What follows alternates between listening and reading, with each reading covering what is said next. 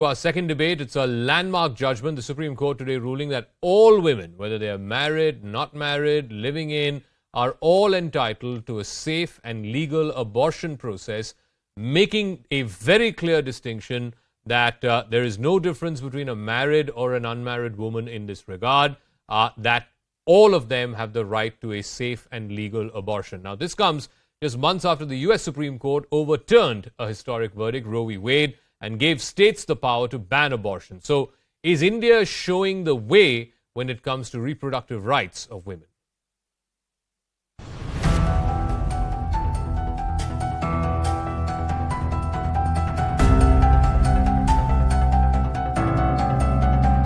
We welcome the Supreme Court judgment. I think the most important is the recognition by the Supreme Court on the reproductive autonomy of a woman. मैं इस पूरे judgement को welcome करना चाहती हूँ. मुझे लगता है ये बहुत अच्छा और प्रोग्रेसिव जजमेंट है. One of the most progressive judgments coming from the Supreme Court, absolutely respecting the rights and the choice of women.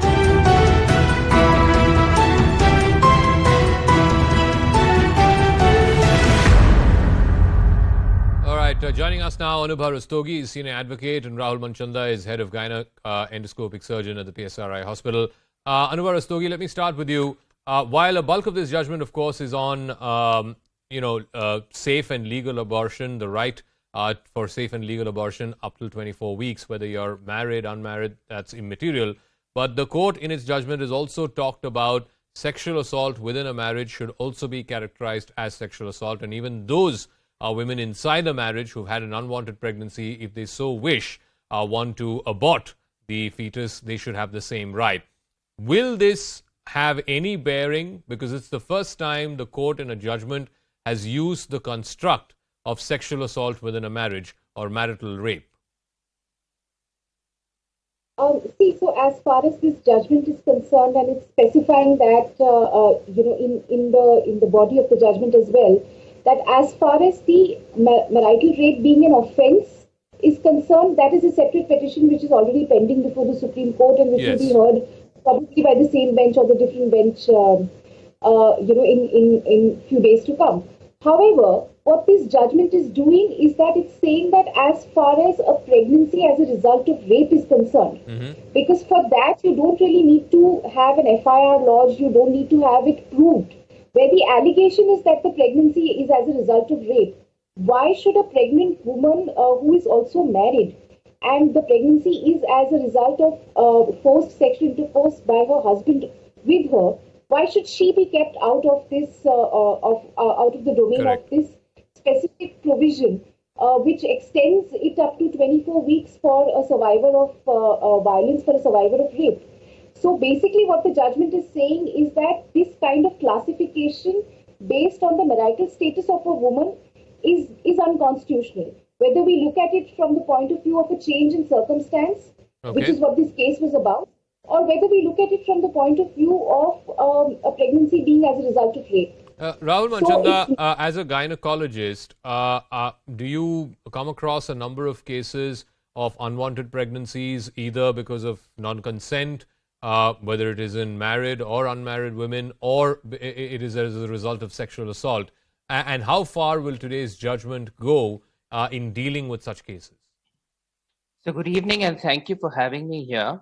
And I think to answer your question, I actually feel it's like a red letter sort of day, and it comes especially on the day which is International Safe Abortion Day. Yes, I do come across a lot of pregnancies like this, and leaving aside the legal aspect of it, if I, as a medical person, say, it will, once it gives the right for a lady to seek medical abortion or termination of a pregnancy in the conditions that you spoke about, it will avoid a lot of unsafe abortions that are happening. And that leads to, it's probably one of the biggest causes of maternal deaths in our country in developing nations. And that will avoid a lot of unsafe abortions, a lot of morbidity and mortality to our ladies.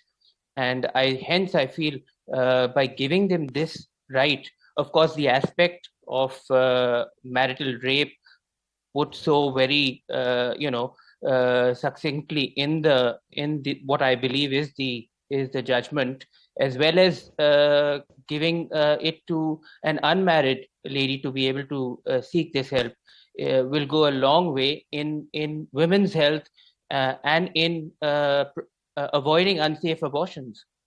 Okay. Let me get Anubha Rastogi in again. What the court has also said is it's recognized marital rape as within the Marital Termination of Pregnancy Act. So if there's a pregnancy that's been caused by rape within a marriage, then that woman is also entitled to a legal abortion under MTP. May this, again, I keep coming back to it because there's been a huge debate around marital rape in this country. May this, if not have a bearing, but at least have some kind of a rub-off effect on the original petition which is pending before the Supreme Court on criminalizing marital rape? To answer your question, I would think that it would definitely have a bearing, because it's a showcase of what the court is thinking, irrespective of which is the bench which is going to finally hear the marital rape case.